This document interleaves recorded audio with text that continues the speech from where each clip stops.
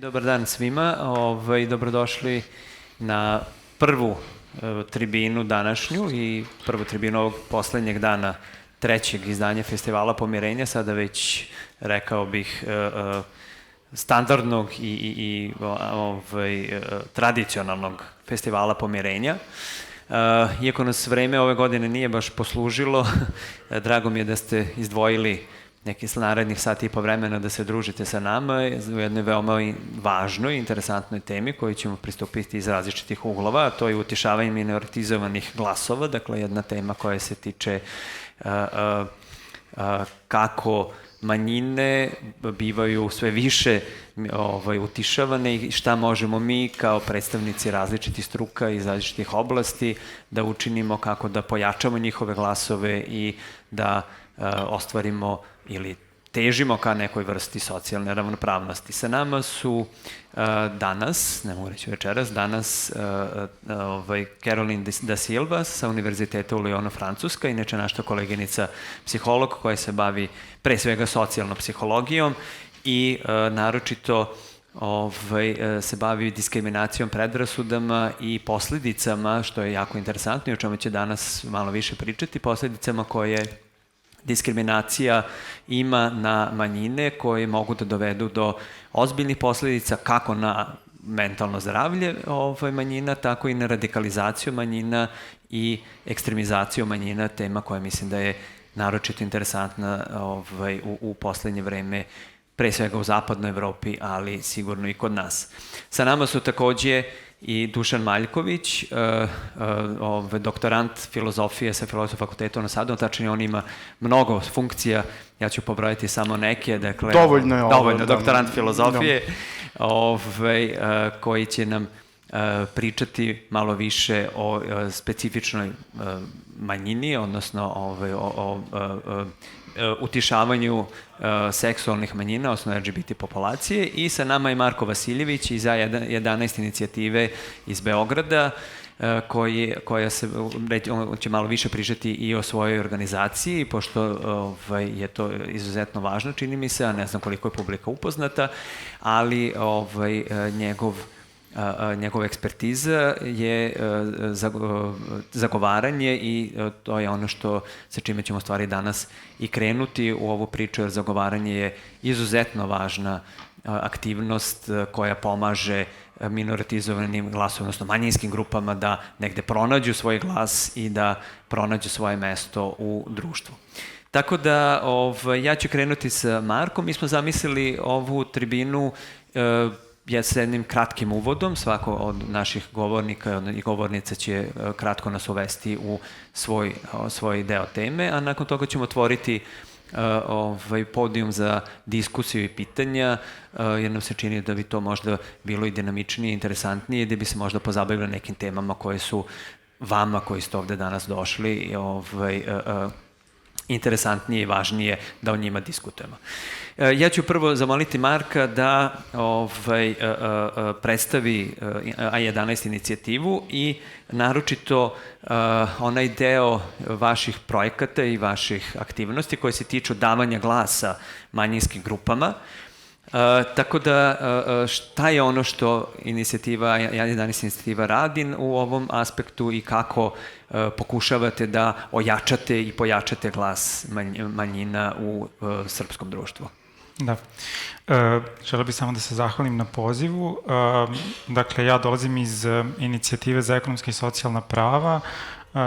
To je organizacija za ljudska prava koja se pre svega bavi zaštitom i unapređenjem ekonomskih i socijalnih prava ranjivih društvenih grupa, odnosno najčešće pripadnika onih društvenih grupa koji žive u ekstremnom siromaštvu, uključujući i Rome i Romkinje, interno raseljene ljude, beskućnike, dakle i beskućnice, odnosno osobe koje žive u situaciji beskućništva i dakle njihovim pristupom i ostvarivanjem ovih ekonomskih i socijalnih prava, uključujući prava na stanovanje, socijalnu zaštitu, zdravstvenu zaštitu, obrazovanje i zapošljavanje. Mi smo u našem radu možda u najvećoj meri fokusirani na pravo na stanovanje, odnosno ostvarivanje prava na adekvatno stanovanje i zaštitu od prirodnih iseljenja i isto tako i ostvarivanje prava na socijalnu zaštitu. U manjoj meri dakle, pokrivamo neka druga prava iz ovog korpusa ekonomskih i socijalnih prava koje se vrlo često ne smatraju ljudskim pravima. Naročito u našem kontekstu postoji zapravo ta jedna višegodišnja tradicija da se socijalna i ekonomska prava tretiraju više kao neka vrsta smernica, preporuka i da za razliku od građanskih i političkih prava gde ipak postoji jedna druga vrsta tretmana ovih prava. Ono što su neke naše osnovne aktivnosti, dakle, pored zagovaranja za unapređenje propisa, politika i praksi, njihovu punu primenu. Mi takođe se bavimo pružanjem besplatne pravne pomoći, ranjivim društvenim grupama koje sam pomenuo. Vrlo često smo, dakle, to podrazumeva i terenski rad u neformalnim romskim naseljima. Takođe se bavimo i izveštavanjem pred međunarodnim organizacijama o primeni međunarodnih ugovora koje je država ratifikovala u ovoj oblasti i sprovodimo takođe i nekakve edukativne programe, uključujući školu za ekonomska i socijalna prava, koje su usmerene na neki način na podizanje svesti i edukaciju, dakle, zainteresovanih aktera, uključujući aktiviste iz nevladinog sektora, socijalne radnike, pravnike, psihologe i pripadnike nekih drugih grupa koji su zainteresovani za ovu oblast. Ovo je vrlo kratak uvod. Ja ne znam sad da li da pređem zapravo na ono što je moja bila probitna namera da vam predstavim kao nekakav metod koji mi smo zapravo u saradnji sa akademskim nekim institucijama započeli da sprovodimo. Dakle, mi u saradnji sa Institutom za filozofiju i društvenu teoriju iz Beograda smo započeli sa sprovođenjem takozvanih participativnih foruma, ili ono kako smo mi to preveli na srpski jezik, građanskih skupština. To je jedna forma zapravo mini deliberativnih javnosti koja na neki način omogućava uključivanje svih ovih grupa u neke procese donošenja odluka ili kreiranja zapravo politika koje se tiču njih neposredno. Ja bih za početak možda nešto vrlo ukratko rekao za one koji nisu upoznati sa ovom formom participativne demokratije, nešto samo vrlo ukratko o samim građanskim skupštinama, odnosno participativnim forumima. Oni postoje u mnogim evropskim zemljama i zemljama Južne Amerike na lokalnom, nacionalnom i nadnacionalnom nivou i to nisu nekakvi spontani, samoorganizovani procesi i skupovi. U različitim zemljama ove forme jesu na neki način institucionalizovane i negde zapravo jesu čak i normativno regulisani i postoje zapravo paralelno sa institucijama reprezentativne ili predstavničke demokratije. Građanske skupštine pre svega preispituju ovaj model reprezentativne demokratije u smislu da li on zapravo jedini model demokratije koji bi trebalo da imamo ili imamo neke druge forme i procese koje bi mogli da kompenzuju zapravo ove nedostatke, ali ne i da ih zapravo zamene. Ono čemu služe zapravo građanske skupštine jeste, dakle, one se koriste kako bi se upravo formulisale politike ili predlozi politika koji jesu u skladu sa preferencijama, vrednostima, idealima građana na koje se ove politike neposredno odnose. nekad se nazivaju inovativne demokratske institucije ili, kao što sam već pomenuo, mini deliberativne javnosti i njihov osnov jeste u stvari zapravo kvalitet, a ne kvantitet, pošto nije važno samo nekakvo puko učešće građana u ovim institucionalnim formatima i demokratskim procedurama u kojima je sad potrebno da se oni izjasne za ili protiv nečega, već se oni koriste kod zapravo predloga nekih konkretnih politika, kada se identifikuju problemi, kada ne postoje informacije koje su potrebne za grupe koje su pogođene određenim problemom i onda se zapravo regrutuju direktno zapravo ljudi iz tih grupa, oni se uključuju u diskusije kako bi se zapravo formulisali predlozi ovih politika kroz, u stvari, procese deliberacije. Ja ne znam kako bi se to najbolje prevelo na srpski jezik, kroz zapravo te procese, diskusije i uzajamne.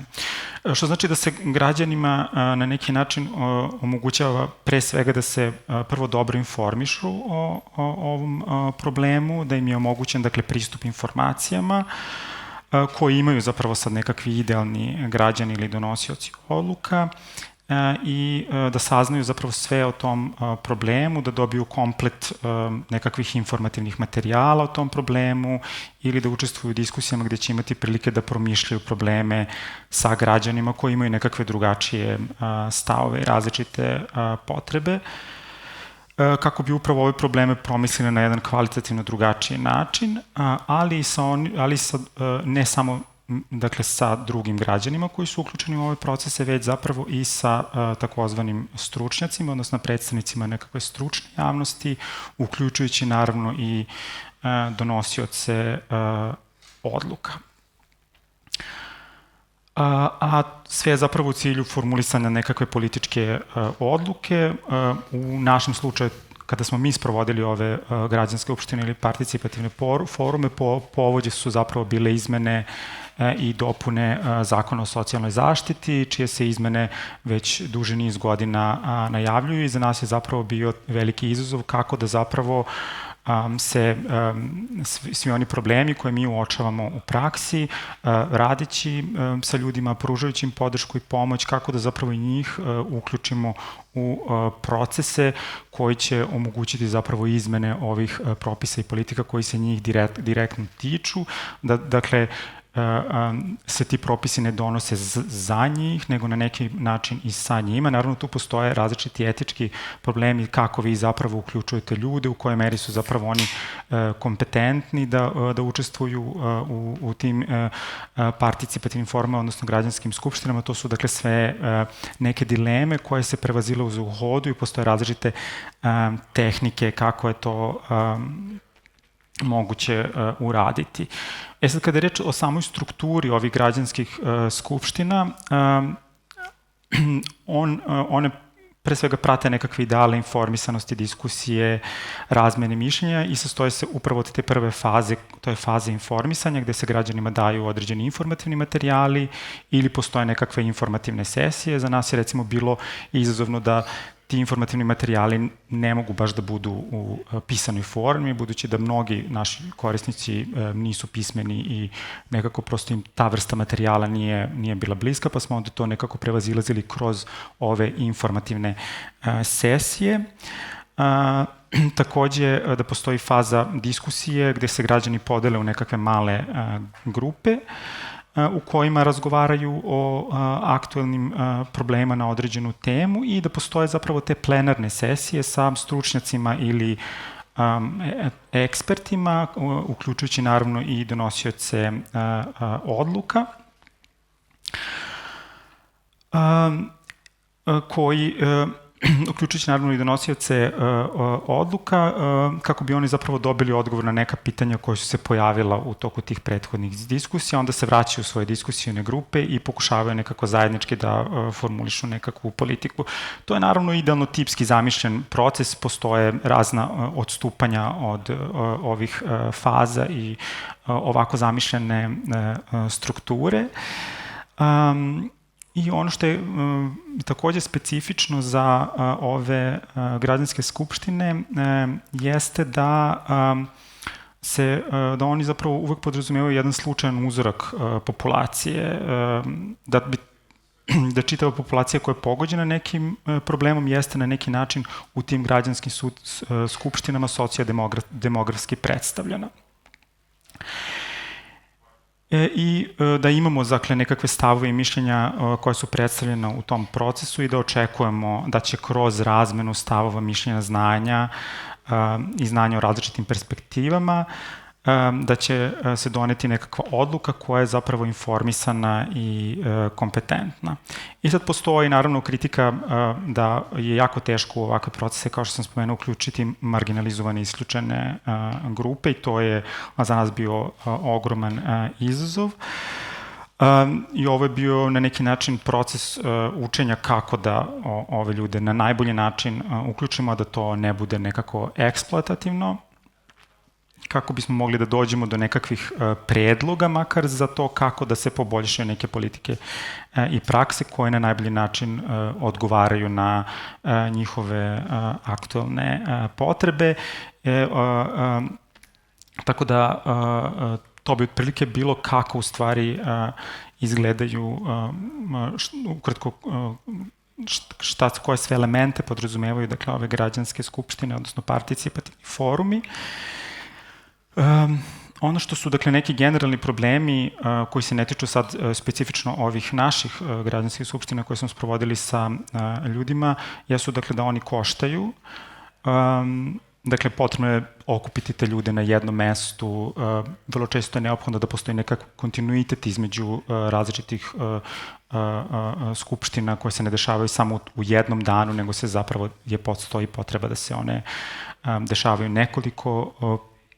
da se organizuju nekoliko puta kako bi došlo do usaglašavanja različitih stavova. I sada ono što je sada slučaj jeste da se uglavnom preko donatorskih sredstava dobija novac zapravo za tu vrstu organizacije, ali tamo gde su one institucionalizovane forme, dakle gde one postoje kao neka vrsta normativne regulacije, na nivou normativne regulacije, postoje zapravo sredstva iz budžeta koje se namenski opredeljuju za ovu formu demokratske participacije. Sad, ja bih, dakle, sad se osvrnuo na ono što je, dakle, na samu specifičnost naših građanskih skupština. Dakle, one jesu bile odgovor na najavu o promenama zakona o socijalnoj zaštiti. Mi smo uključili dve vrste učesnika koji su pogođeni ovim zakonom. To su bili, dakle, korisnici novčane socijalne pomoći.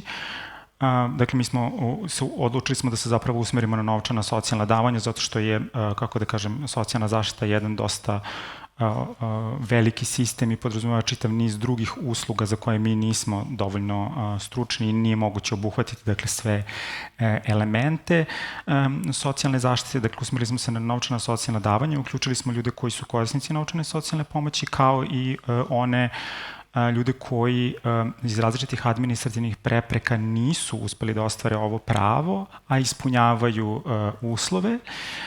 Od stručne javnosti tu su bili članovi našeg kolektiva koji su pravnici koji se bave, dakle, socijalnom zaštitom, i utrudili smo se zapravo da uključimo ljude iz sistema, a to su zapravo bili socijalni radnici koji u stvari neposredno rade takođe sa socijalno ugroženima ili korisnicima novčanih socijalnih davanja. Ovo je naročito važno, nekako važno je napomenuti u kom kontekstu se zapravo ovo dešava. Dakle, pored loših zakonskih rešenja, važno je reći da mi danas imamo 20% ljudi koji živi u riziku od siromaštva, da skoro 30% živi u riziku od siromaštva i socijalne isključenosti, da prema nekim najnovijim procenama koje radi UNICEF oko 800.000 ljudi u Srbiji živi u apsolutnom siromaštvu, što znači da ne može da zadovolji svoje osnovne životne potrebe. da mi recimo da je vlada odlučila da ukine savetodavno telo, odnosno tim za socijalno uključivanje i smanjenje siromaštva koji je pružao savetodavnu podršku upravo u kreiranju politika i propisa koji su namenjeni za smanjenje siromaštva i povećanje zapravo socijalne uključenosti. Dakle, to je nekakav kontekst. Takođe je donet novi zakon o socijalnim kartama koji je trebalo da omogući pravedniju raspodelu socijalne pomoći i efikasniji rad centara za socijalni rad. Međutim, desilo se potpuno suprotno. Od uvođenja zakona o socijalnoj zaštiti, 20% korisnika novčane socijalne pomoći je izgubilo ovo pravo. Ispostavilo se zapravo da je svrha tog zakona nije da sve one koji ispunjavaju uslove, a ne ostvaruju ovo pravo, uključi u sistem socijalne zaštite i omogući im da imaju neku vrstu socijalnih davanja. Mi zapravo vidimo da je taj sistem prilično restriktivan i da je 44.000 ljudi ostalo bez novčane socijalne pomoći, 20%, znači svaki peti korisnik je zapravo isključen iz sistema, što znači da ovaj zakon nije ostvario ono što su zapravo bile prvobitne namere, šta više na zapravo talasu digitalizacije u oblasti socijalne zaštite doveo do neke vrste poluautomatizovanog odlučivanja o pravima iz socijalne zaštite, gde zapravo socijalni radnici nekada baš i nemaju previše prostora, naročito imajući u vidu podkapacitiranost centara za socijalni rad, da proveravaju podatke koje im registar socijalna karta dostavlja, već zapravo nakon što im dakle, taj registar dostavi podatke o tome da neko ima neku drugu vrstu prihoda, da se zapravo ljudi automatski isključuju iz ovog sistema. Mi smo sproveli ove participativne forme, odnosno građanske skupštine u 3 grada, Beogradu, Novom Sadu i Šapcu, uz podršku organizacija koje pružaju dakle, direktnu podršku ljudima koji su korisnici novčanih socijalnih davanja. Dakle, mi nismo uspeli da ispoštujemo, baš zbog specifičnosti ove grupe sa kojom radimo, mi nismo uspeli da ispoštujemo ovaj kriterijum o takozvanom slučajnom uzorku, nego smo regrutovali ljude na nekakav posredan način.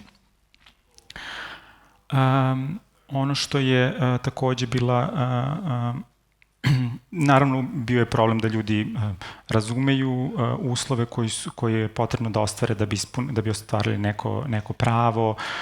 Dosta je bilo vremena potrebno da objasnite ljudima koji su sve to uslovi, na koje se prepreke dakle, mogu da naiđu. To su dakle, bile stvari koje smo rešavali u hodu. I ono što bih spomenuo, a što je, čini mi se, važno, gledali smo da bez obzira što ovaj uzorak nije bio slučajan, da ipak on bude razvrstan po određenim kategorijama, da postoji dakle, neka diversifikacija učesnika po polu, starosti, statusu prava, da li imaju pristup ili su odbijeni ili su, dakle, zatim po njihovom porodičnom statusu, prebivalištu, da li žive u neformalnom naselju, u socijalnom stanovanju, da li se radi o osobama sa invaliditetom. Ono što je važno za participativne forume jeste da učešće uvek podrazumeva neku vrstu naknade za učešće, zato što se učešće tretira kao neka vrsta političkog rada. Budući da se svaki politički rad plaća, da poslanici dobijaju platu za svoj angažman, da platu dobijaju i odbornici, da se iz budžeta izdvajaju sredstva za izborne kampanje, dakle to sve jeste deo te reprezentativne predstavničke demokratije. Vrlo je važno da ovi ljudi takođe dobiju neku vrstu naknade. U ovom našem slučaju su to bili neki vaučeri koji su mogli da iskoriste ljudi za kupovinu u marketima. I na taj način se takođe ispunjava jedan vrlo važan princip, a to je, dakle, inkluzivnost. Važno je, dakle, da oni ljudi koji su zbog svog siromaštva vrlo često zapravo socijalno isključeni, koji su zbog eksternog siromaštva socijalno isključeni iz društvenog života zajednice, pa na taj način i otežano participiraju ili uopšte ne participiraju u nekakvim političkim procesima, da se onim ljudima koji ne mogu da ne znam, da izdvoje jedan dan i dođu na nekakvu građansku skupštinu, da oni dobiju neku vrstu kompenzacije za to svoje učešće. Možemo samo da nastavimo priču, vrlo je zanimljivo i mislim da ova participativna nešto što se vrlo retko čuje, pa možda može samo na kraju da malo još se vratimo na neke pretpostavljene rezultate, da ovom uvodnom delu sad ovde napravimo kratku pauzu, ako nije problem. Ok, da, ja bih samo završio sad, zaokružit ću samo sa tim šta su zapravo rezultati. Tako je, da, to je u stvari sam da mi takođe nismo uključivali donosioce odluka, jer smo procenili da to ne bi bilo svrsishodno. Oni vrlo često nisu voljni da učestvuju u ovim procesima, ali ćemo, ono što će izaći iz ovih foruma jesu zapravo jeste nekakav policy dokument sa preporukama koji će onda na nekakvoj plenarnoj sesiji zapravo biti predstavljen donosiocima odluka. Dakle, donosioci odluka, iako je to praksa, nisu bili uključeni neposredno u sve ove faze organizacije građanskih skupština, ali zbog specifičnosti učesnika i pretpostavke da se oni ne bi osjećali dovoljno slobodno, da bi to dovelo možda dodatno do nekakve njihove marginalizacije unutar tog procesa, da bi možda na tragu i naziva ove tribine to možda dodatno utišalo zapravo njihove glasove i dovelo do njihovog povlačenja. Mi smo zapravo odlučili da pred donosioce odluka izađemo sa nekakvim konkretnim predlozima koji su zapravo usaglašeni zajedno sa ljudima.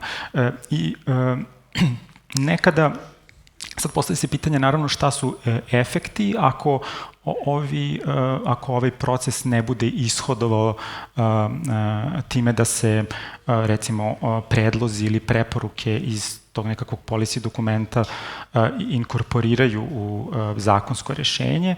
Mislim da je samo učešće zapravo ljudi važno zbog toga što ono na neki način doprinosi izgradnji kompetencija za učešće u tim participativnim procesima i pre svega kao učešće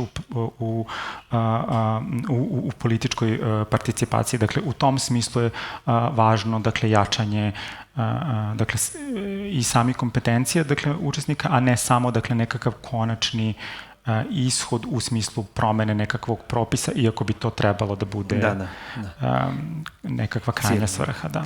Da, kao psiholog slažem se ovim da je u stvari jako važno i kada manjine imaju taj glas da mogu da kažu, čak i ako možda ne dovede do onih konačnih rešenja koje bi oni idealno voljeli da čuju. A i da bolje razumeju kako zapravo ti procesi funkcionišu. Oni često naiđu na nekakvu barijeru, ali ne razumeju šta se zapravo, koja je to vrsta administrativne barijere, zašto su odbijeni, dakle... I da li je to nešto što je zaista zakonska stvar ili je posledica u stvari te pripadnosti. Preći ćemo na Dušanovu priču koja je konkretizacija nekih od ovih stvari koje smo čuli i Dušane, kada smo pričali o ovoj tribini, pričali smo o tome da se pozabavimo jednim, ajde kada reći, specifičnim problemom ili kada je reč o prihvatanju seksualnih manjina, a to je prisilna deseksualizacija, odnosno ta ideja, ta mantra, možemo reći, većine u Srbiji, naravno, a to je ništa ja nemam protiv, ali dok si ti među svoje 4 zida, radi šta hoćeš, samo nemoj da provociraš svojim ponašanjem i to je nešto što čini mi se je u poslednjih 10 godina svakako prilično pojačano izjavama ne samo laika, ne samo konzervativne Srbije, nego i donosioce odluka o kojima je Marko pričao, tako da, eto, moje pitanje za vas jeste kako vidite ovu, da kažemo, ideju većine, a to je prihvatit ćemo vas, ali odbacite ogroman deo svog identiteta? Pa, prvo, hvala na pozivu. Dakle, još jednom, ja sam Dušan Maljković. Hteo sam da u izlaganju prosto budemo egalitarni, da se ne zadržamo mnogo na to šta ja sve radim, ali u ovom konkretnom kontekstu ja bih rekao samo da koordiniram rad Centra za queer studije, da je moj doktorat na temu psihoanalize i queer teorije i da evo treba zvanično da budem uskoro primljeni u Savet Beogradskog Prajda.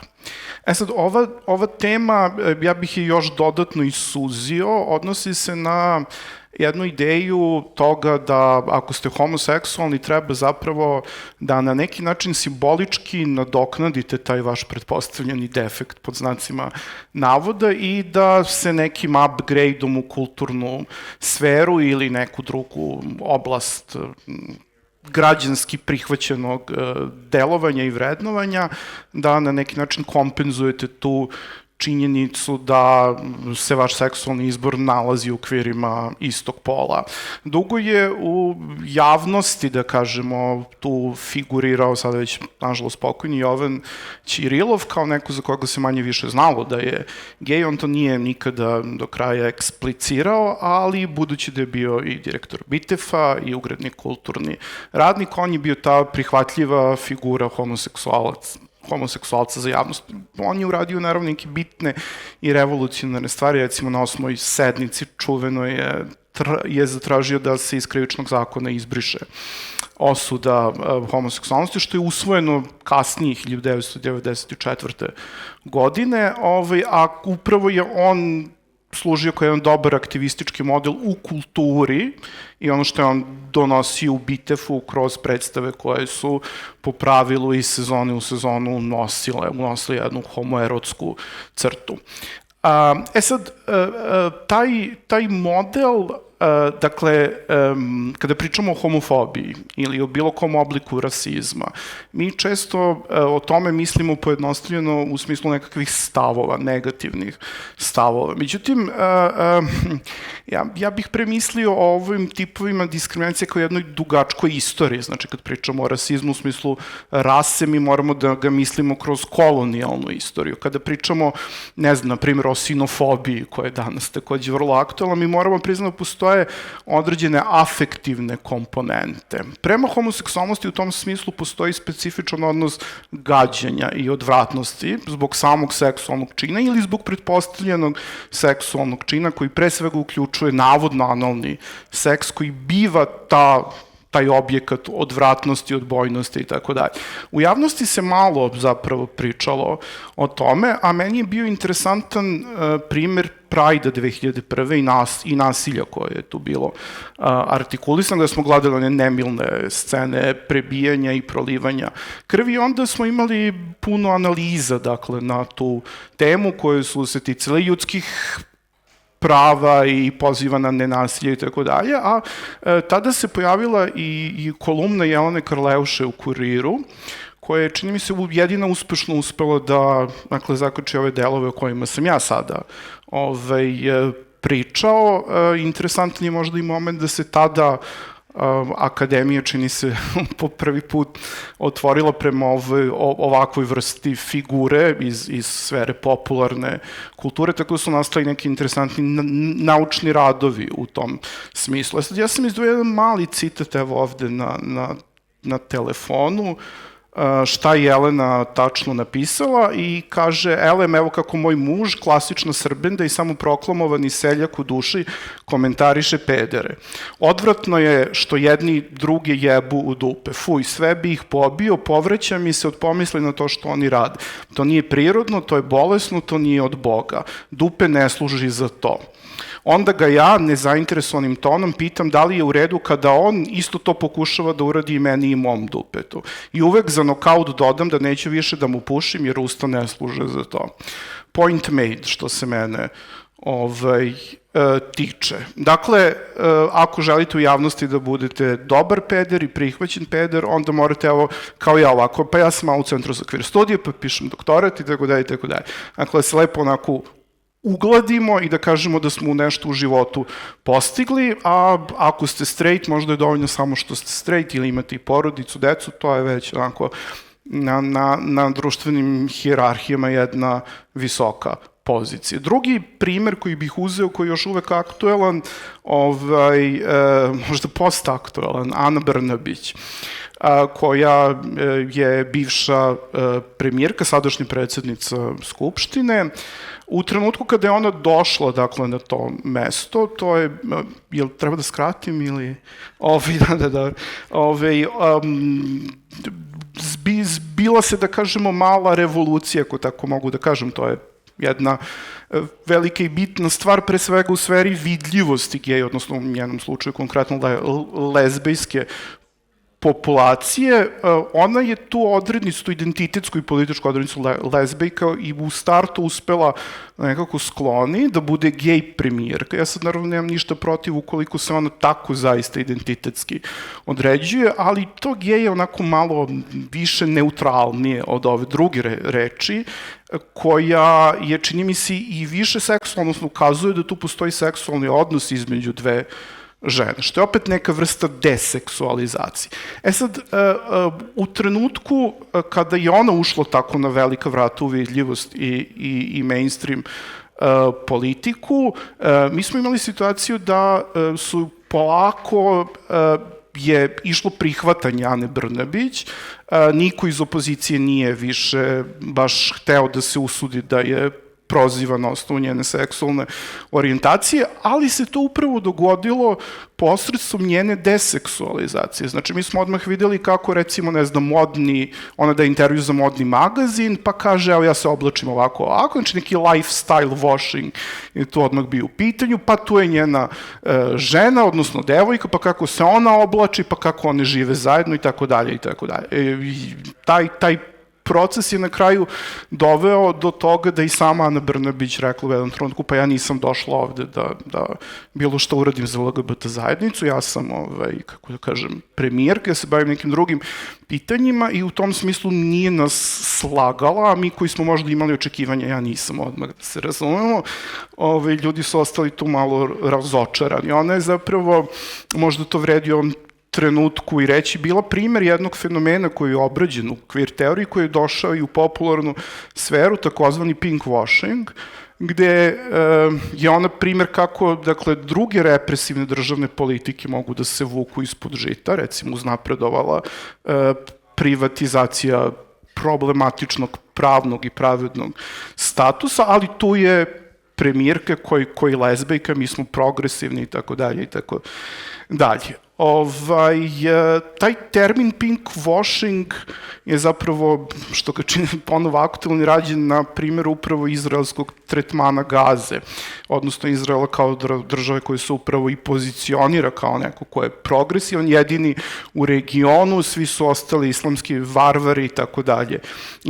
Tako da bi možda, eto, neka veza između Srbije i Izraela u tom smislu mogla sada da se tu uspostavi.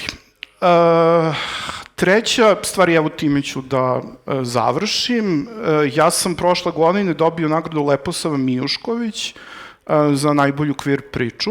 Sad, možda je interesantnije ko je Leposava Mijušković nego ko sam ja, prva lezbijska spisateljica u Srbiji, verovali ne, sa početka 20. veka. Mislim da bi njen život i istraživanje književnog dela bilo vrlo interesantno uraditi. Priča se zove Srpsko nacionalno biće, koja nema veze sa nacionalizmom, ali ima veze sa jednim Markom, koga znam jako dugo i koji je Srbin i gej i ima užasnih problema sa prihvatanjem. Tako je, upravo to.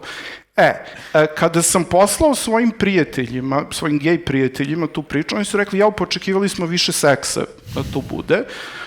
Dobro, svi uvek očekujemo više seksa u životu i bilo bi lepo da ga imamo, ali to nažalost nije slučaj.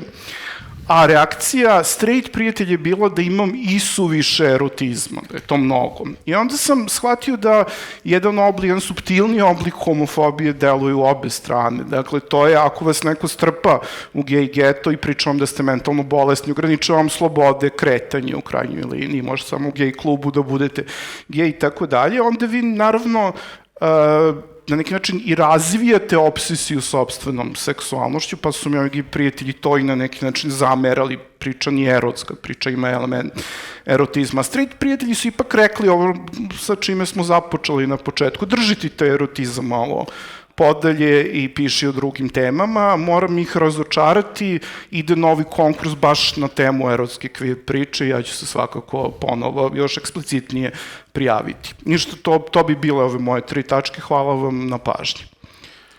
Da, hvala Marko, u pripremi tribine sam pročitao tu priču, pa mi je naročito upao taj termin pravoslavni gej, mi je jako interesantan,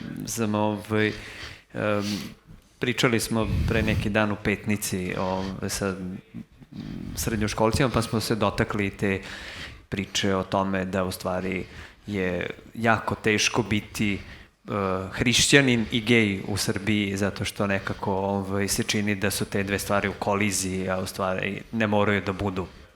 Pa, to je jedna složena tema. Zapravo, ja mislim da višestruko nisu u koliziji. Dakle, u zemlji gde 90% stanovništva se deklariše pravoslavni, logično je da imamo puno ljudi koji su gej i pravoslavni.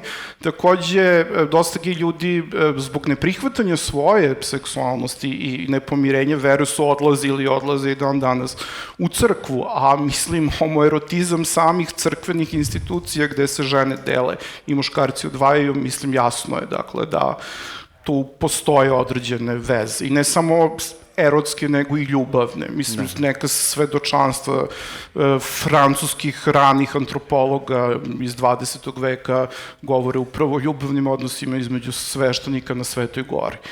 Tako da, mogli bismo sad jako puno o tome, ali samo da naznačimo da je ta stvar komplikovanija, a da, recimo, možda je najinteresantnija cela priča jeste da anglikanska crkva u teološkom opravdanju gej braka uzima ritual bratotvorenja srpske i bugarske pravoslavne crkve da bi to teološki utemeljila iz 19. veka. Tako da su stvari jako komplikovane. Eto, toliko samo. Dobro, hvala. I ovaj prvi krug, ajde da kažem, naše diskusije završit ćemo sa Caroline, koja se bavi dosta time koje su sada posledice ovog utišavanja manjina i šta se dešava kada pripadnici manjinskih grupa odluče da pronađu način, da pronađu svoj glas na jedan ekstreman, radikalan način i kada pokušaju da kroz radikalizaciju i kroz ekstremizaciju svoje grupe odgovore i pokušaju da pronađu svoj glas, a naročito ono što, kako se Caroline i ja znamo preko projekta, što je, čini mi se, relativno nova u psihologiji makar pojava, to je pitanje misrekognicije, mass recognition, koji nekako je i uzroka, čini mi se nekad i posledica te vrste utišavanja manjinskih glasova i kasnije radikalizacije, pogotovo u zapadnoj Evropi.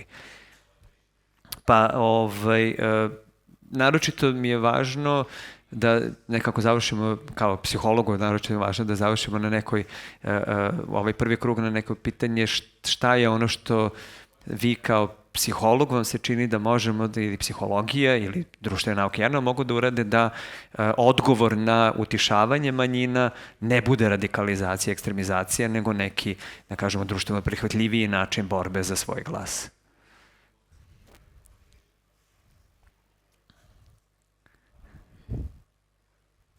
Okay, thank you, Vladimir.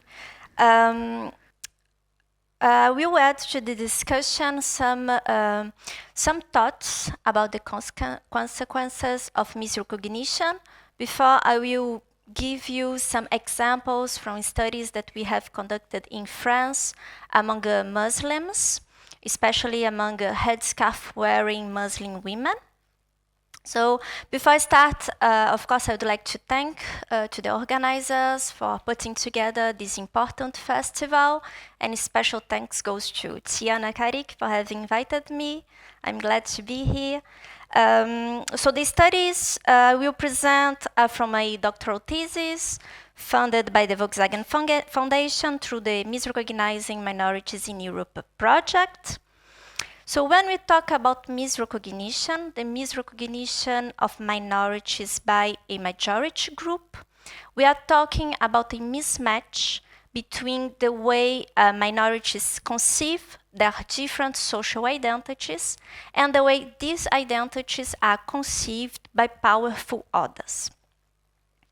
This can take multiple forms. We have identified 4 of them that I will illustrate through the accounts of Muslim women who wear a headscarf in France.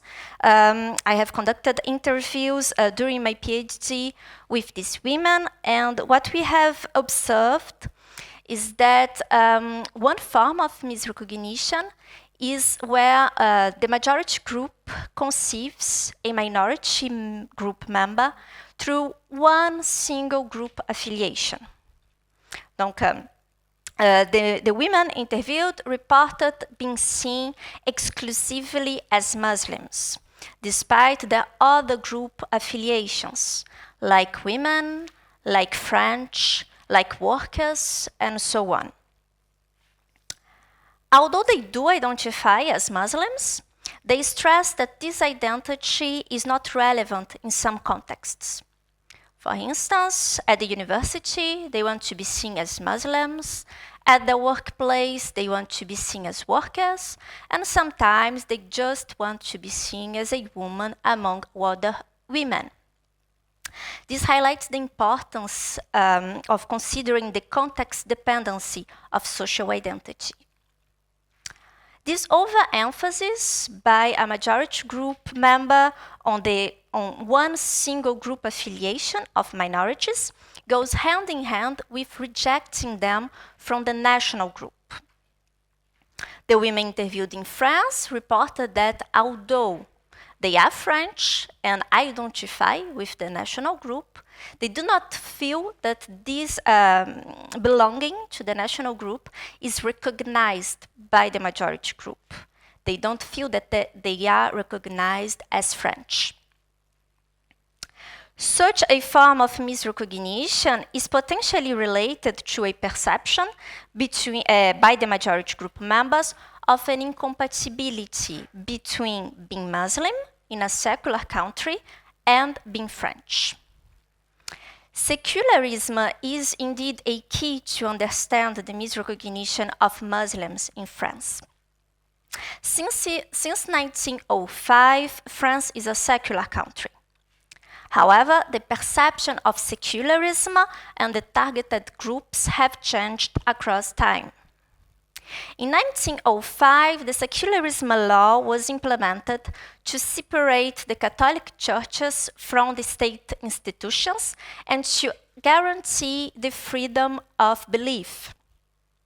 Over time, changes in society, particularly concerning the arrival of Muslim immigrants in France, have led to a shift in this perception.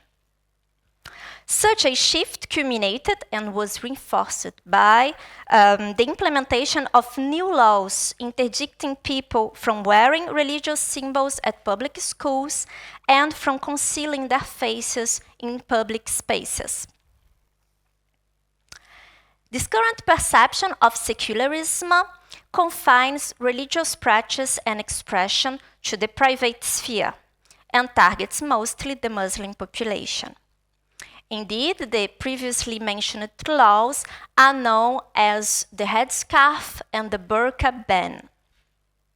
Studies conducted in France have shown that this conception of secularism is positively associated with the expression of prejudice and discrimination towards ethnic and religious minorities, which reinforces this idea that it is this conception of secularism that leads to the misrecognition of Muslims in France.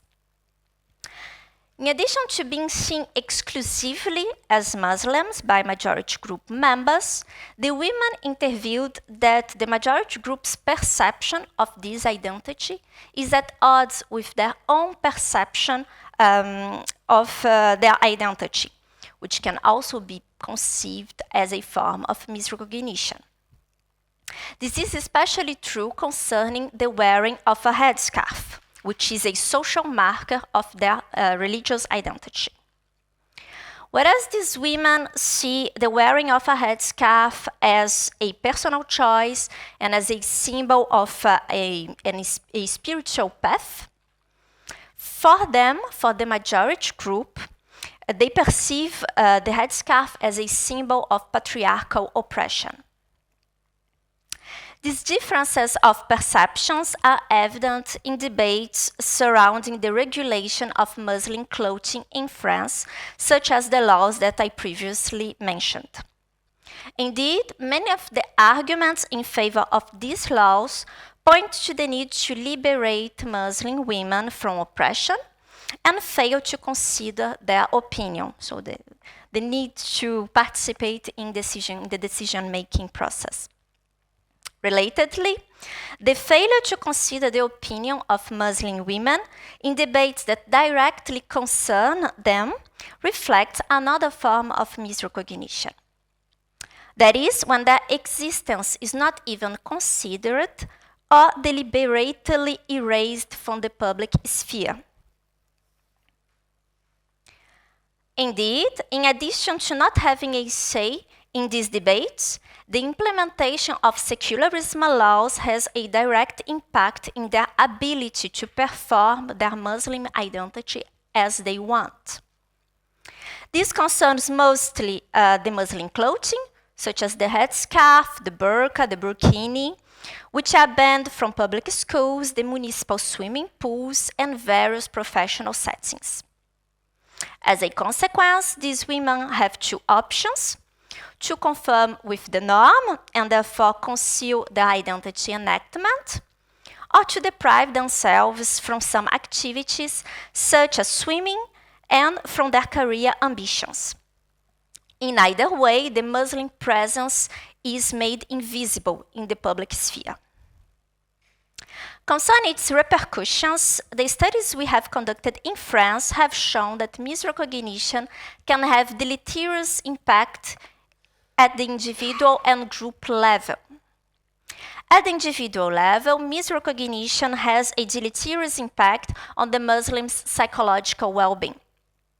The participants surveyed, this time Muslim men and women, reported low self-esteem and a high negative mood.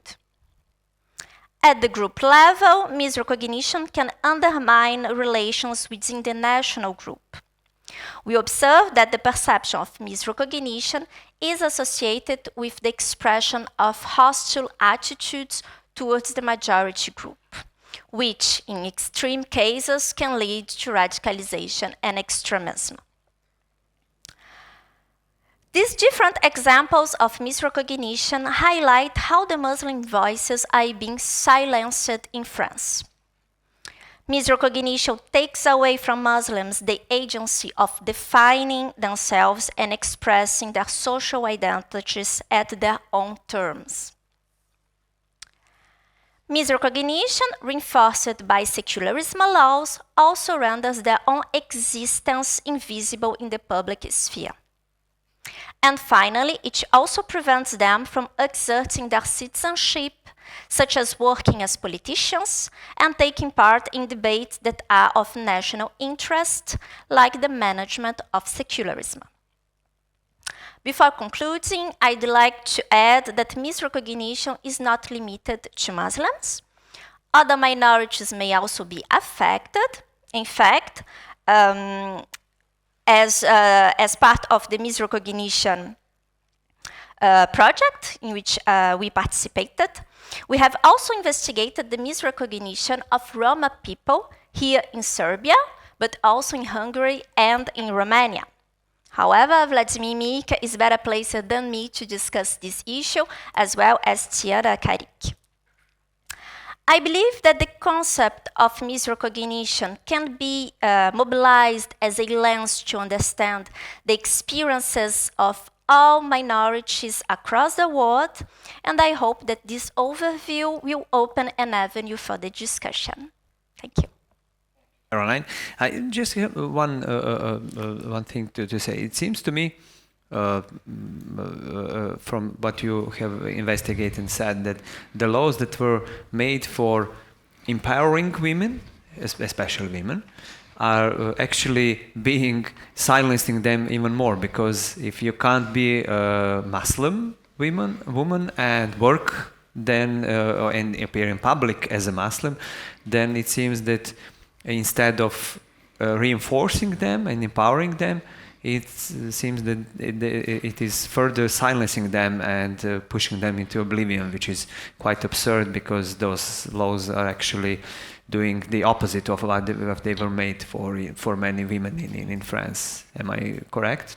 Yes, totally. Yeah. Actually, these laws, they are made to guarantee the secularism in France, which is really something really important in France. Really, secularism is something that it is untouchable, it is really difficult, it is really sensible topic.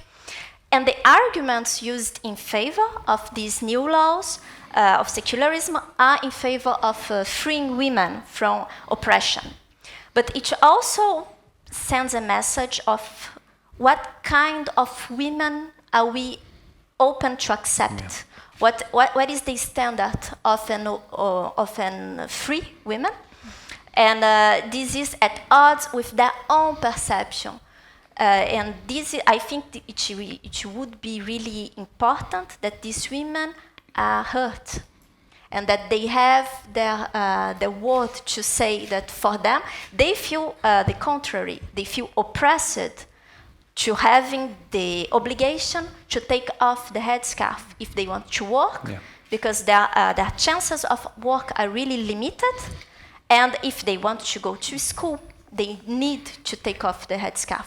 And in these situations, they feel oppressed, and not the other way around. Yeah. I'll switch to Serbian. Čini mi se, Dušana, da je ovo dosta slično situacija, da je ovde isto kao možete biti gej, ali budite onakav gej kakav mi zamislimo da treba da budete, nemojte odstupati od te, kao što je i ovde slučaj, kao možete biti musliman, ali u svoje 4 zida, nemojte pokazivati svoju religiju van kuće, a to je opet problematičan Pa dobro, aspekt. mi ćemo posle ovih izbora u Francuskoj da vidimo šta će ostati od sekularizma, pošto Marine Le Pen napreduje. Čini mi se nezadrživo. Ovom što ja mogu da prepoznam u ovom diskursu je ono što su Francuzi koristili kao svoju imperijalnu propagandu, mission civilatrice, mi kao dolazimo u Afriku, ali dolazimo da vas kolonizujemo, nego da vas civilizujemo. Pa sad mi oslobađamo opet nekakve žene, a zašto se tim ženama dozvolja da one same sebe oslobode ako žele uopšte da se oslobađaju, ako one uopšte doživljavaju to kao neku represivnu stvar. Tako da bih ja rekao da nije ulog samo sekularizam možda, nego islamofobija, nerazumevanje, pa i neka vrsta implicitne mizoginije koja se tu pojavljuje.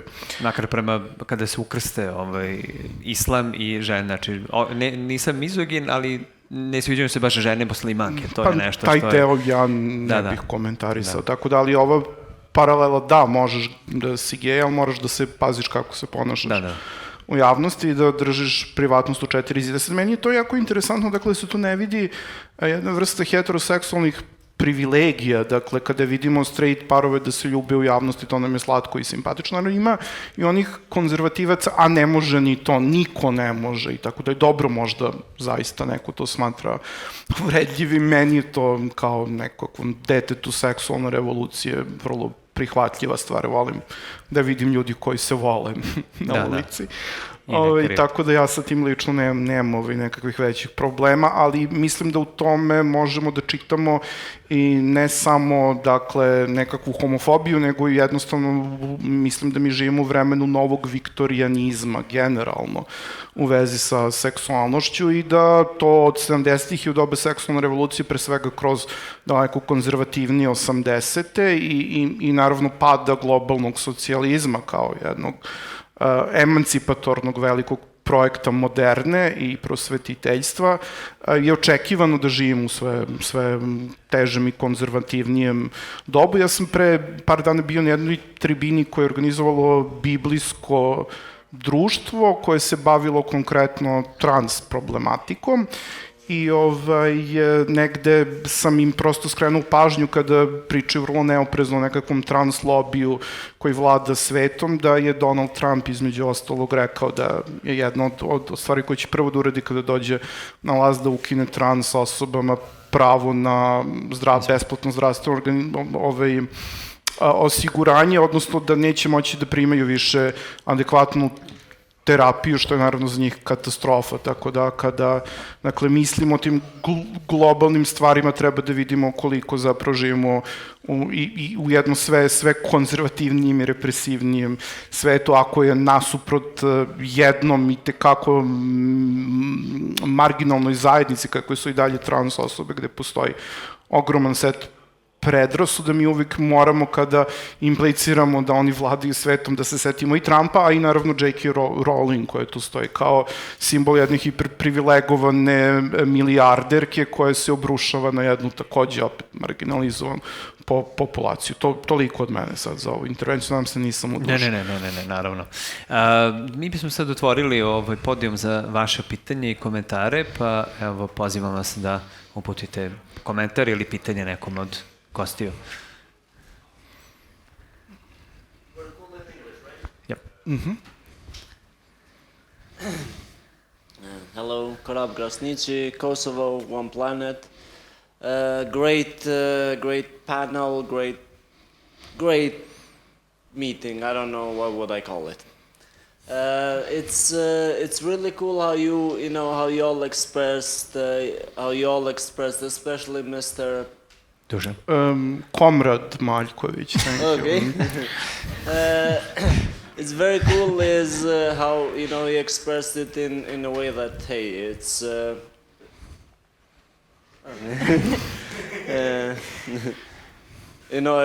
Expressing yourself publicly should definitely not just fall under the straight privilege or the white privilege or this privilege or that privilege. And many people are not understanding that, free speech also includes the speech that you don't want to hear. Or, freedom also includes something you might not like. And it's the basis of, not separating, like not using the superiority complex, on others, or not letting them use it on you, is that, equality and freedom of expression and freedom of speech and other freedoms include even, are inclusive for everyone. Like with women with scarves. We should give them so much freedom that they alone would say, I want to wear it or not. Not, basically saying, hey, ma'am, you are so free that you no longer have to cover yourself. Whether you want to or not, you're not going to cover yourself. That alone is not freedom. Just like, me in this moment wearing a hat with 2 bulls and horns, You might not like to see it, but it's still my freedom to wear it. Or you basically understand that it's the stereotype, the flaw, the thorn in our system is that, we want to feel free to do, we should feel free to do as all desire, regardless whether someone likes it or not. So, whether it bothers a person, that should be, the problem, that we do not let the bother stay on its own. Let's not let those people gather more haters and more haters because I don't want to see something or hear something or read something. That way we will impede the base freedom of a person doing or expressing such. Yeah. Yeah, it seems to me similar to that people tend to see liberty as something I'm free to promote hate speech. So I also can say that I don't like gays, I don't like Muslims, I don't like Roma people because that's my right, and that's whole other thing of whole other aspect. So yeah, that's probably true. That we actually, I'm also worried, as Dusan said, that we are slipping even more into conservatism and even more into fighting against minorities because they endanger our way of life, which is quite stupid. So, anyone else? Vana? Thank you for interesting talks, everyone. I would like to ask Caroline maybe for a clarification. If I understood well, once Muslim women were forbidden to wear scarves in public when they work or go to school, in many probably very traditional families, they actually were forbidden to go to work. Does it happen also? I mean, to forbid women from the family to go publicly without scarf. So does it happen also as a consequence of this new law? Actually, at least with the women that I interviewed, they were young women, and I should say I interviewed young women who are university students, so who are included at some extent. So this, my data collection has also its limits. I cannot speak for the whole group, but this specific group, and in this specific group, it was actually quite the opposite. They said, the majority of them said, my mother, she wears the headscarf, but she was against that I wear it, because she already anticipated the discrimination, misrecognition, prejudice, the constraints that I would face it. So she was against, my whole family was against, but I insisted in doing this. That it's quite the opposite. Although the mothers wear it, they don't want their daughters to face the same discrimination that they face daily in France. But I cannot say this is the same situation with other more excluded groups that I have not met. So it's about losing autonomy to choose more. But I can also imagine in some maybe first generation of immigrants who are not so integrated, something, families to be very disappointed by their women, or forbidding women, daughters, to go outside without it. Maybe. It might be. Because university students are probably already, more, have better chances, or come from maybe families which are better established in society already. Yes, and the families who have the financial conditions to do so send their daughters to private schools, Muslim private schools, where they can wear the headscarves.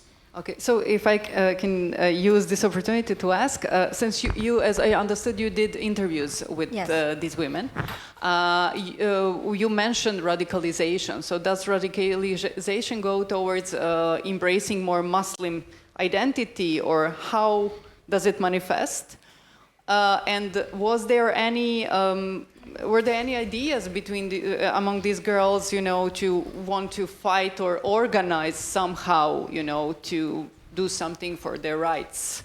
I mean, are they just silenced, or it kind of evoked some will to fight for their rights, which could be actually, emancipating in a way?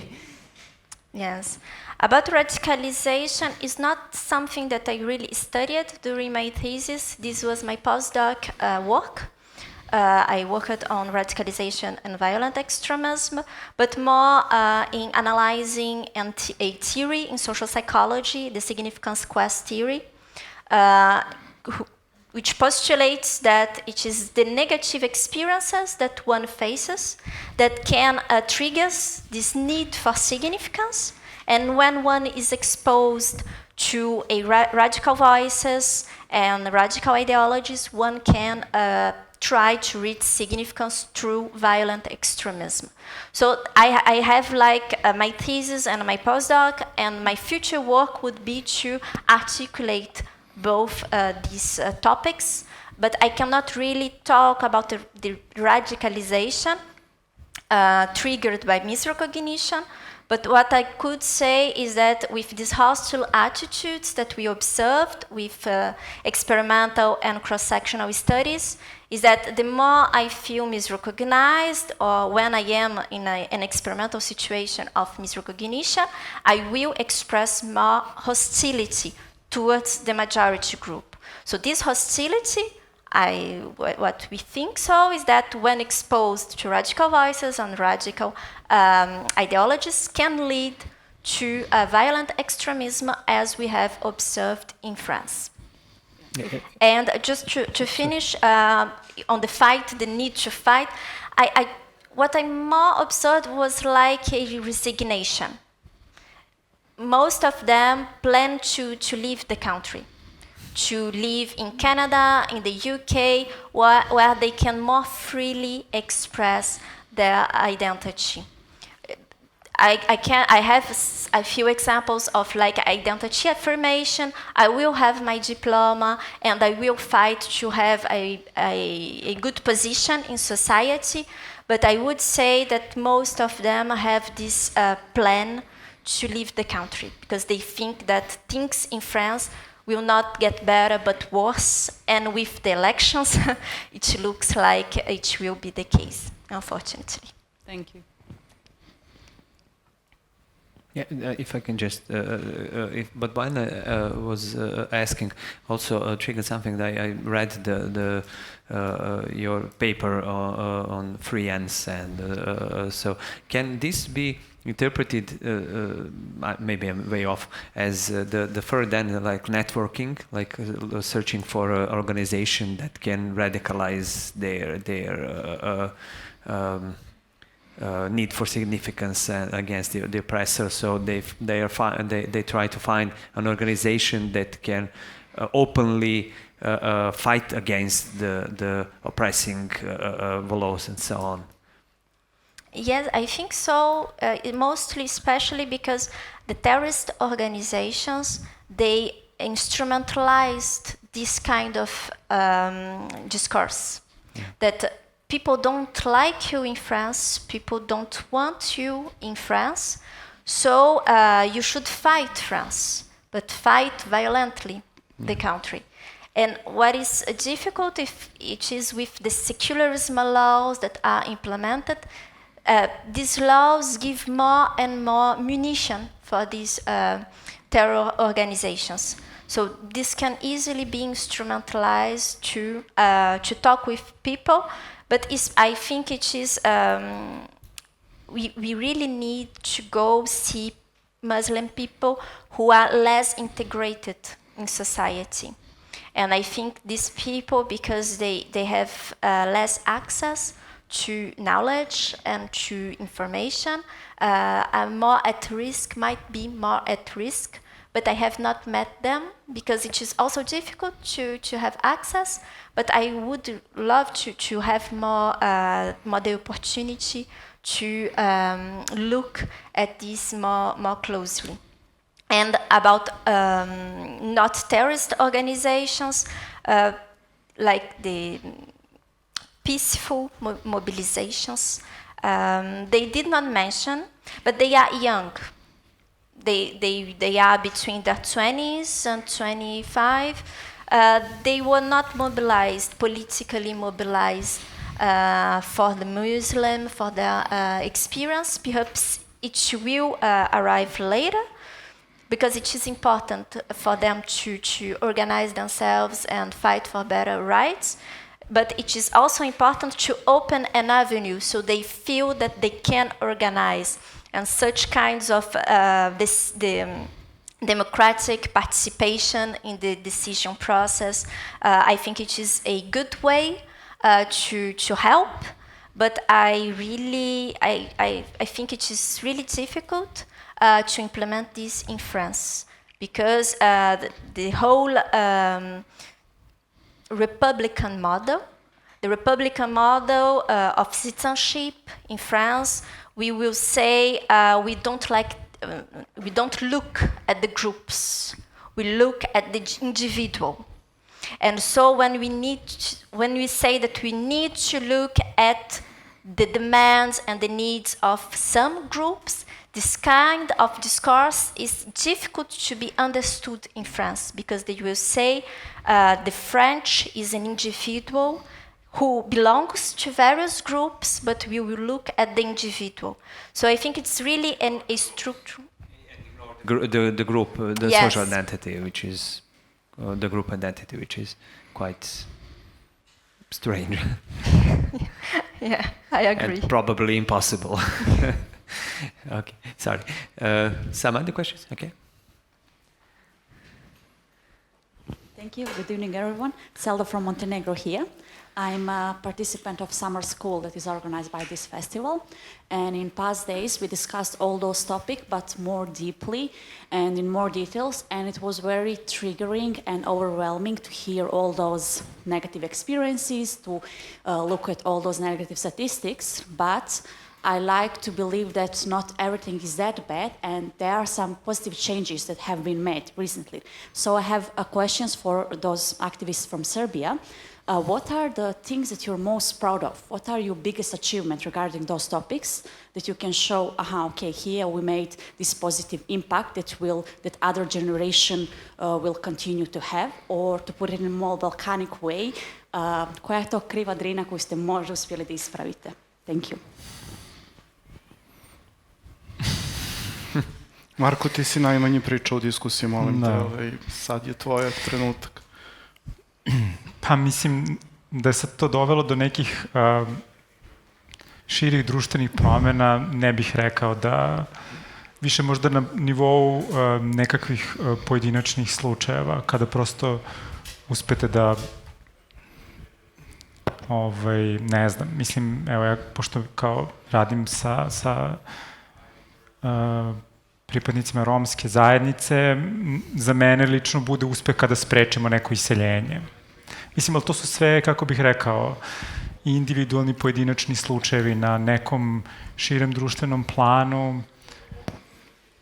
Ja nisam baš naročito optimističan. Mislim, ne bih mogao da navedem nekakav primer koji bi bio pozitivan u smislu da možemo da vidimo zaista neke pozitivne promene. Šta više, čini mi se da imamo možda suprotan, da stvari idu možda u nekom obrnutom smeru.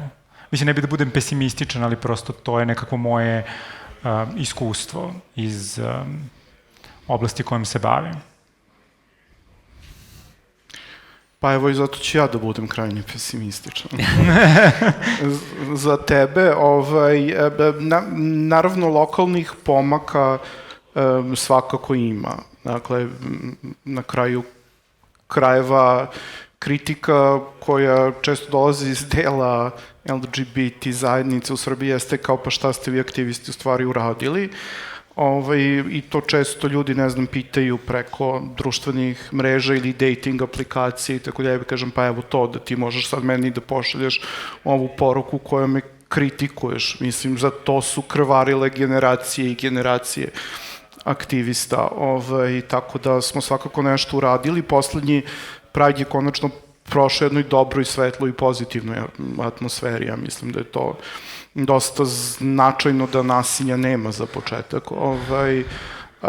Ali, dakle, i možemo da kažemo dakle, da je možda kako da kažemo, u većim gradovima ili u gradovima gde je više populacije naprosto i tolerantnija sredina, ali kada mi govorimo o Srbiji, pošto se rekla pitanje za aktiviste i Srbije, ogromna razlika između Beograda i nekog manjeg mesta gde je homofobija takva da ljudi uopšte ne misle o sebi kao gej osobama najčešće, nego kao biseksualnim, da smatraju da su brak i deca nešto u što moraju da uđu i tako dalje i tako dalje. Dakle, to i dalje postoji i to ne postoji, kako da kažem, samo u Srbiji. Ja kad sam bio u Njujorku, dakle, mestu gde je jedan krak te moderne gej revolucije 70-ih bio, pa ćete pre svega u crnačkim zajednicama koje su istekako pod represijom rasizma, i ja sad ovde moram da kažem, da citiram Andreju Dvorkin i njeno izlaganje 92. na Oxfordu, gde ona eksplicitno kaže, ako ste crni u Americi, vi ste na dnu. Pa sad to rasističko dno, kada se ukomponuje sa homofobijom i proizvodi ljude koji su, kako oni kažu, down low. Dakle, to je nešto što eto i tamo postoji, ali mene više zanima ovo globalna situacija, ovaj desni mrak koji se polako, kako da kažem, namiče na jedan deo Evrope i zapadnog sveta, i to je nešto što mene jako alarmira, posebno kada to možda prošle neku širu istorijsku analizu gde smo imali slučaj čuvene Vajmarske republike između dva svetska rata, koja je stvorila taj Berlin inspirativan za umetnost, za psihoanalizu, za, ne znam, gej klubove, trans osobe koje idu na psihoterapiju i bivaju prihvaćene, pa je onda došao Hitler i sve ono što se kasnije je stiglo i Holokaust, u kome je u logorima između ostalog završili preko 100.000 gej ljudi, što je malo poznata stvar. Sad, kada ste geji, onda i znate tu istoriju, onda je vama taj pink trougao kojima su označavani ti gej zatvorenici uvek negde tu, kljuca vas iz malog mozga, jer znate da to može ponovo negde da vam se desi, da je ovaj neki liberalizam privremen, kao što je sve u istoriji vrlo privremena stvar, i da nema nikakvog istorijskog nužnog zakona koji nam garantuje da se to neće ponoviti. Savremenost u tom smislu ne treba da nas zavede. Da li sad to treba da nas tera u očaj? Pa ne. Ja bih upravo rekao da mi treba da se radikalizujemo. Dakle, kako se desnica radikalizuje, meni se čini da levica koja ostaje u nekim okvirima identitetskih politika, priča o toleranciji, ljudskim pravima i tako dalje, da nema adekvatan odgovor da se suoči sa ovim novim izazovima. I to će biti njen kraj, i mislim da ćemo u Evropi i Americi gledati sve mračnije i mračnije noći tog novog viktorijanizma sa rasizmom, sa mizoginijom, sa ratovima i tako dalje. Dakle, to je moja briga. Eto, ali to zahteva veći angažman sve i nas, veću borbu. Ja sam nedavno bio u Skoplju i radio sam intervju sa Sarom Ahmed i baš sam je pitao ovo pitanje koje se pitam, kao šta sad mi tu možemo da uradimo, šta ti sada možeš da uradiš u Gazi, u Izraelu i tako dalje. Ona kaže nada, postoji uverenje među Palestincima da će se to sve nekako obnoviti, da će te žrtve nekako opet imati smisla, i to je ono što i meni daje nadu. Dakle, ta noć koja se navlači implicira da će da postoji ipak jedan novi dan, a da je naša istorija aktivizma koji mora nekako da pregori, da se žrtvuje, da se osjeća loše, da se plaši, da se budi po noći u znoju i kao da možda ću završiti u logoru, hajde da probam da uradim sve da ne dođe do toga. Kako mogu da se nadovežem, pošto mi je ovo interesantno pitanje i ovo, Dušane, što ste rekli, da se navlači mrak, a ima veze sa dakle, s obzirom da su ovde i Tijana i Bojana koji su se jako time bavile, a i u tekstovima koje ste vi pisali. Da li smo ovde u Srbiji zakasnili za zakon o istopolnim zajednicama ili ima još neke nade za to? Pa ne, mi nismo zakasnili, prosto naš predsednik Aleksandar Vučić donao odluku da to ne može da se desi. Da li je to sad, kako bih rekao, još, ako sad taj crni oblak se navlači, da li je to sad još više će biti gurnuto u zapećak? Pa, s obzirom da je to sada, koliko ja znam, ova zeleno-leva koalicija i ljudi okupljeni koji njega nisu i podneli novi zakon. Dakle, pošto to opozicijni zakon je, koliko shvatam, praksa u Skupštini Srbije bila takva da nikada nijedan valjda je samo jedan opozicioni predlog u istoriji Zovih zakona. da prošao, tako dok god nema voljnosti u skupštinskoj većini, koja je naravno posredovana predsjednikom, to neće doći, on je eksplicitno rekao da takav zakon neće potpisati, što bi u skupštinu proceduri znalo da se on vraća, pa da on može ponovo se izglasa, ali ja mislim da on neće doći ni njemu na potpisivanje, kako sada stvari stoje. Ja mislim da on tu jako dobro procenjuje situaciju, ja mogu da postavim Anu Brnabić pa da radim taj pinkwashing, ali ja neću direktno da budem umešan ni u šta što se odnosi na pozitivne promene o homoseksualnosti, dok mi to eventualno ne bude u nekom trenutku instrumentalno korisno iz nekog razloga.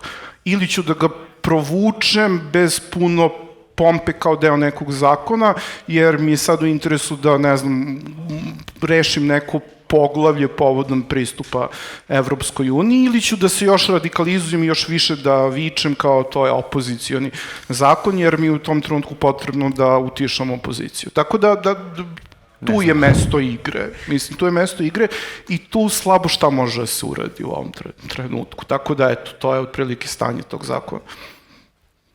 Dobro, kažete.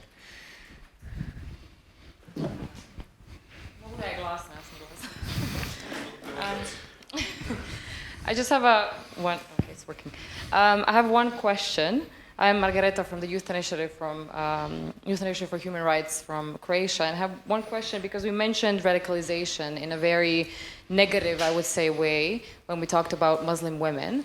And of course, I mean, we all have some kind of thoughts when we mention radicalization and, of course, extremism when we talk about Muslim women. But now you mentioned radicalization in terms of maybe a positive or activist way of acting against the dark that you mentioned. So I just wanted to ask, what would be an acceptable version of radicalization in both cases? Because we really did mention radicalization, two completely different connotations, let's say, or approaches to radicalization. And then I would really want to hear what would be acceptable, peaceful, let's say, or at least, you know, as peaceful as possible radicalization movements or actions towards or against the dark in both cases.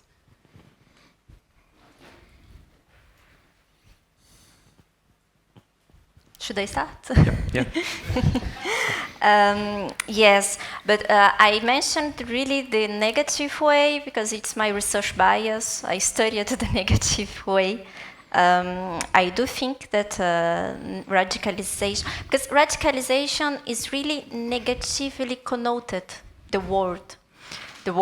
Perhaps we should change that because it's like when we are radical, it means that we are against the norm. And the norm is not always good.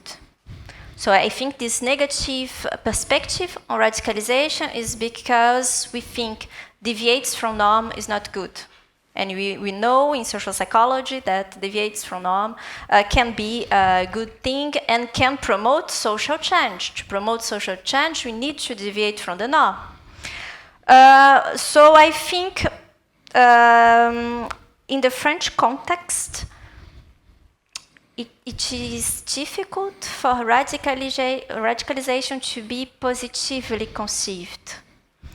I think we need a structural changing, really.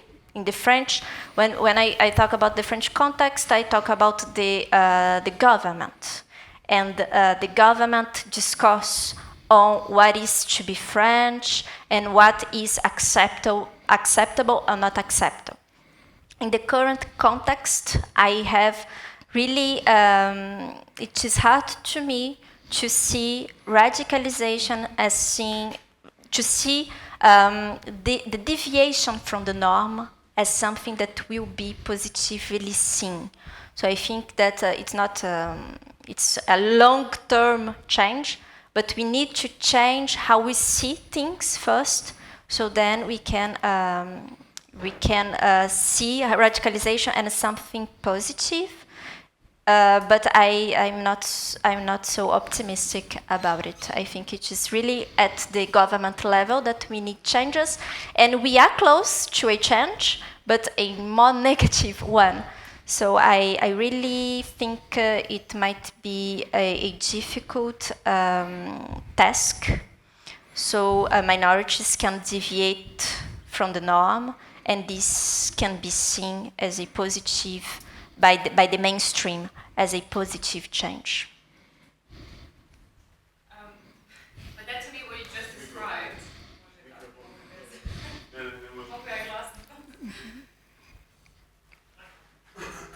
To me, what you just described actually sounds like activism, which is something that's basically, in its definition, challenging the dominant narrative or anything dominant. So in that case, the norm, which is something, activism is something that we consider positive. But then, and I mean, I do agree with that.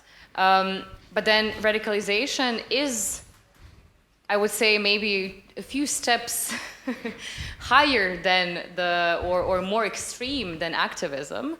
But then it's super interesting to me that we all perceive it as completely different, two different approaches to challenging the dominant. In the case of Muslim women, and then in the case of LGBT people and groups, and that's what I'm interested in. And how can we find the balance in between the radicalism that we consider as extreme or too extreme and not peaceful, and this activism? Because a balance is definitely needed in my view, because the dark is approaching and it's getting darker and darker, and activism stops being enough. But then how do we find the balance in between activism, challenging the norm, and radicalism, which would be maybe a step too far?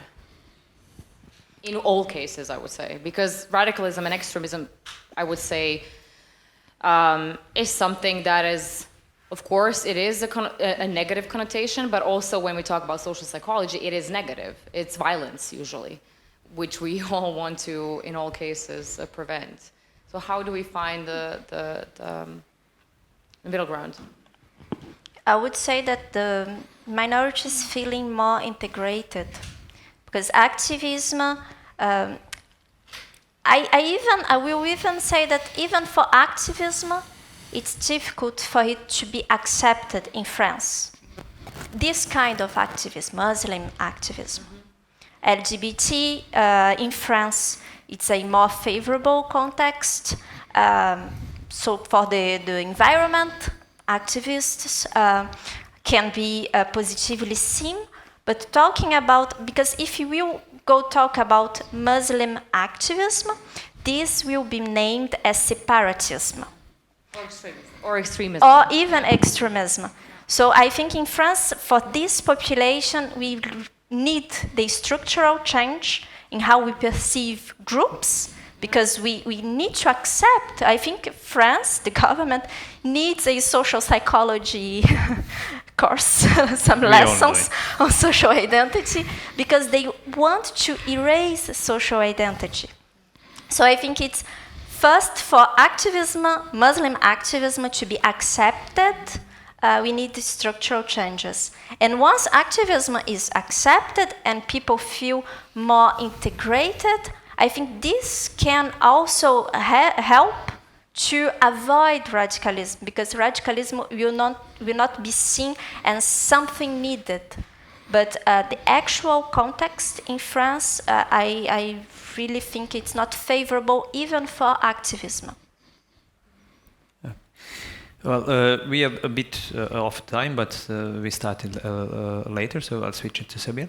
Čini mi se da ovde možda samo ono što je Caroline htela i takođe htela da kaže, izgleda da u stvari je tumačenje gde je aktivizam, a gde je radikalizam je tu važnije, dakle percepcija da li je neki aktivizam radikalizam ili nije. Ja ću završiti na pozitivnoj, iako smo malo, čini mi se, završili ovde sada pesimistički, polopozitivno. Pre 2 godine kada smo prvi put organizovali ovaj festival pomirenja, jedna od naših gošća bila je profesorka Dubravka Stojanović, istoričarka sa Beogradskog filozofskog fakulteta, i ona je u svojoj diskusiji rekla nešto na čega se ja vrlo često vraćam kada malo padnemo u tom razmišljanju o konzervativizmu i crnom obalom koji se nadvija. To je rekao, a ona je rekla, razmislite samo da u Americi 50 godina su konzervativci čekali da Vrhovni sud ukine Roe vs. Wade, tako da ja se nadam da nećemo čekati 50 godina da se klima okrene sada na drugu stranu, ali očigledno moramo biti strpljivi, možda nekada i radikalni, da u ime onih koji nemaju svoj glas ili je on utišan, da mi budemo ti koji ćemo taj glas pojačati, a pozivam vas da ostanete i na sledećoj tribini koja počinje u 7 sati, a koja se, čini mi se, bavi drugim aspektom ove priče, a to je privilegijama i privilegovanjima. Hvala vam svima što ste došli, hvala vam naravno našim gostima i našem gošći i nadam se da ćete uživati u sledećoj tribini.